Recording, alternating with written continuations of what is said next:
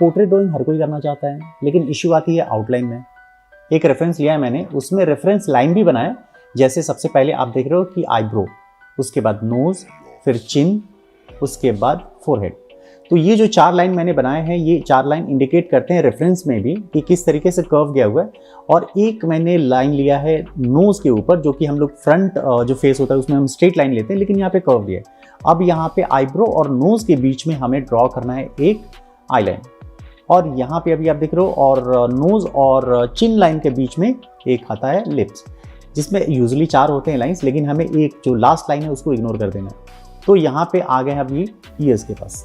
तो ईयर्स जो ड्रॉ करना है आपको, सिंपल एक लाइन ड्राइंग करनी है, क्योंकि क्या है ना कि आपको डायरेक्ट एक आउटलाइन होता है ना, वो नहीं ड्रॉ करना है आपको। जैसे जैसे रेफरेंस में सामने दिख रहा है ना, वैसे वैसे आप ड्रॉ करो। रिफाइन तो होता रहेगा, क्योंकि हमें जो आउटलाइन कर रहे हैं ना, आउटलाइन ये फ्री हैंड है। आपका स्किल जो है ना हमेशा ही इम्प्रूव होगा फ्री हैंड में। अगर आप ग्राफ के थ्रू जाते हो या ग्रिड लाइन से बनाते हो, तो एक परफेक्शन जो होती है वो हमेशा मेंटेन रहती है। 10 साल के बाद भी उतना ही परफेक्शन लाइन होगा, परफेक्ट होगा। लेकिन अब भी जो आप बना रहे हो ना यहाँ पे, लेकिन उसमें जो ग्रिड लाइन जो आप बनाओगे ना, उसमें कोई आपका स्किल डेवलप नहीं होता है। स्किल डेवलप होता है यहाँ पे कि आप कितना % तक मैच कर लेते हो, ये डिपेंड करता है। तो जैसे जैसे आपको दिख रहा है ना, वैसे वैसे आप ड्रॉ कर रहे हो। इसमें आपको ना लाइंस के थ्रू जाते हो, ऑब्जर्वेशन आपका बढ़ता है, और जैसे जैसे स्ट्रक्चर बना हुआ है रेफरेंस में, आप बगल में रख के बना सकते हो ऐसे, क्योंकि एक अच्छा टेक्निक है, क्योंकि इससे आपका ऑब्जर्वेशन बढ़ता है। चीज़ों को आप बार बार देखते हो, जैसे नोज़ को देखते हो, तो आपका एक जो फील है, लुक है, वो आपके माइंड में चला जाता है। आप कभी भी ना उसको हमेशा आपको देखने की भी ज़रूरत नहीं पड़ती। तो मैं हमेशा ही प्रेफर करता हूँ कि आप फ्री हैंड ड्राइंग कीजिए और हर एक अपना टेक्निक खुद बनाइए।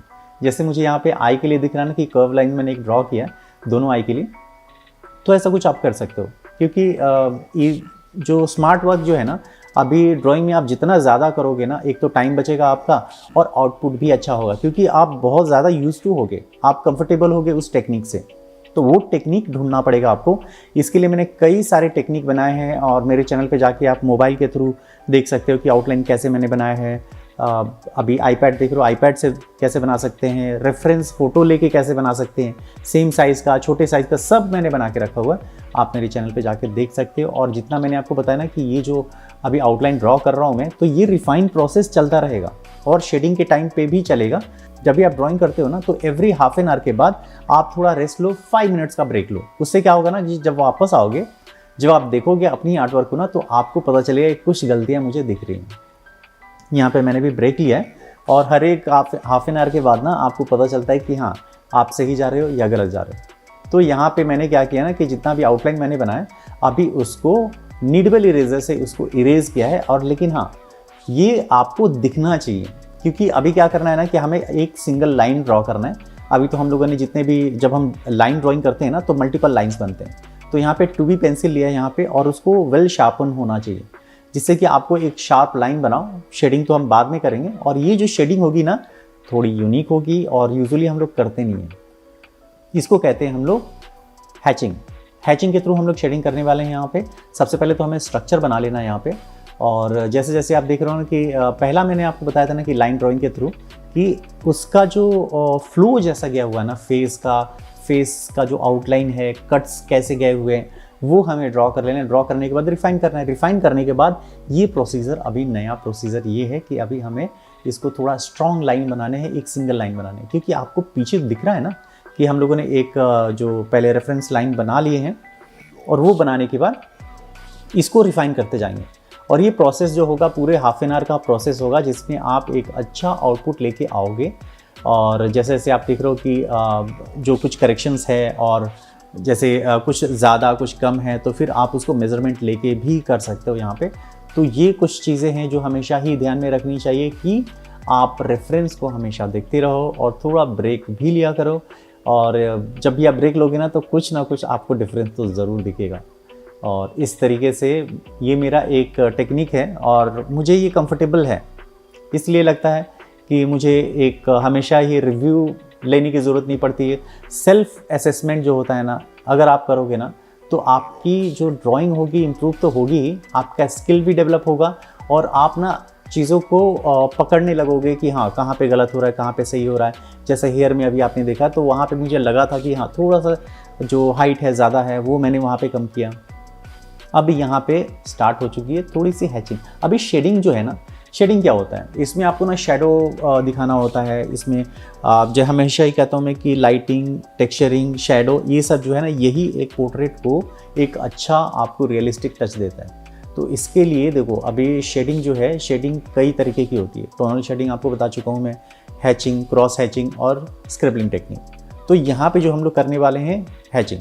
हैचिंग मतलब कि कोई भी डायरेक्शन में आप एक लाइन बनाओ और जिससे कि आपको एक शेडिंग आए। शेडिंग मतलब कि एक शेडो क्रिएट हो जहाँ पे आपको लगे कि डेप्थ आ रहा है। वो डेप्थ जो है, जहाँ पे आपको डेप्थ देना है वहाँ पे आप लाइन जो बना रहे हो ना, थोड़ा सा डार्क रखो, उसको रिपीट कर दो लाइन को, तो ऑटोमेटिक डार्क हो जाएगा। जैसे यहाँ पे देख रहे हो अभी, तो मैंने क्या किया, यहाँ पे हेयर का जो शेडो है वहाँ पे फेस पे आ रहा है, आइज़ के पास आ रहा है ना, तो मैंने वहाँ पे उसको मल्टीपल लाइन्स बना दिए हैं।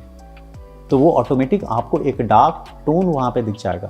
जैसे नोज़ के पास है, नोज़ का नीचे का पार्ट जो है वो डार्क ज़्यादा है, तो मैंने वहाँ पे क्या किया, मल्टीपल लाइंस बनाए हैं, मल्टीपल शेड्स किए हैं, तो जिससे कि हमें डार्क जो शेडो है वो हमें आ गया। तो सेम प्रोसीजर हमें कंप्लीट फेस पे करना है।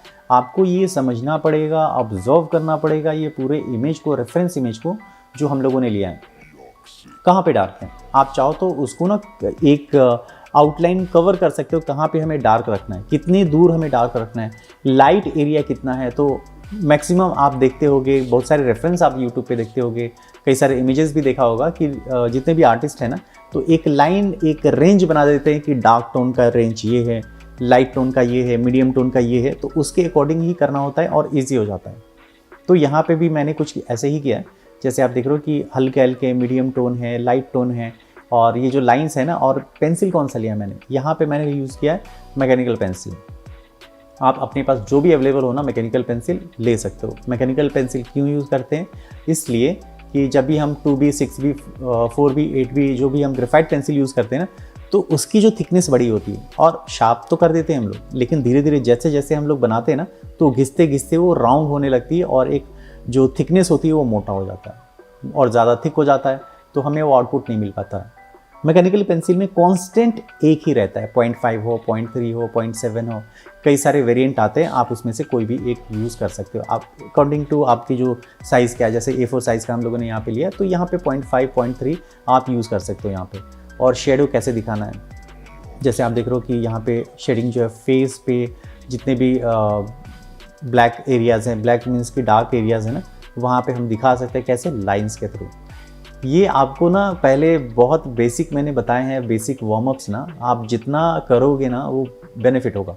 आपको हमेशा छोड़ नहीं देना उसको, वो जो basic warm up class 1, class 2, class 3 में बताया था मैंने, वो हमेशा ही करना है, वही बेनिफिट मिलेगा आपको। ये जो लाइन मैं बना रहा हूँ उसी के थ्रू बना रहा हूँ, क्योंकि आपको एक स्ट्रेट लाइन बनाना है, आपको एक स्लांट लाइन नहीं कर देना है। अगर आपने स्टार्ट किया स्ट्रेट लाइन से तो ये यहाँ पे वो जो टेक्निक है, वो जो आप हमेशा प्रैक्टिस करते हो, उसका बेनिफिट मिलता है मुझे। तो यहाँ पे जैसे जैसे शेड्स हैं वैसे वैसे कर सकते हो, और एक लिमिट होता है हर एक पेंसिल का, जैसे 2B का एक लिमिट होता है कि इससे ज़्यादा डार्क नहीं हो सकता। तो अब मैंने लिया यहाँ पे 4B से आपकी जो डेप्थ है ना वो ज़्यादा दिखने लगेगी, और इसमें आप लाइन के थ्रू भी दिखा सकते हो और थोड़ा सा शेड कर सकते हो।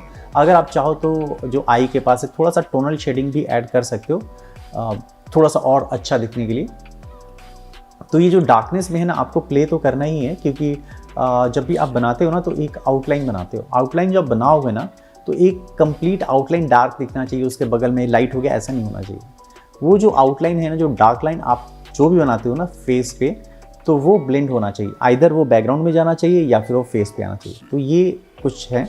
और हेयर का फ्लो भी मैंने बनाया है यहाँ पे, और डार्कनेस तो देना ज़रूरी है, क्योंकि आप रेफरेंस में भी देख रहे हो। उतना डार्क तो नहीं करेंगे हम लोग, क्योंकि जब हम लोग रियलिस्टिक, हाइपर रियलिस्टिक पे जब जाएंगे हम लोग, इसको ही हम बाद में हम कन्वर्ट करेंगे। जितने भी आप शेडिंग देख रहे हो उसको हम ब्लेंड करेंगे। अगर आपको ब्लेंड करना है तो वो भी हम लोग देखेंगे नेक्स्ट एपिसोड में, जिसमें कि आप एक रियलिस्टिक टच दे सकते हो, स्किन टोन दे सकते हो वहाँ पे।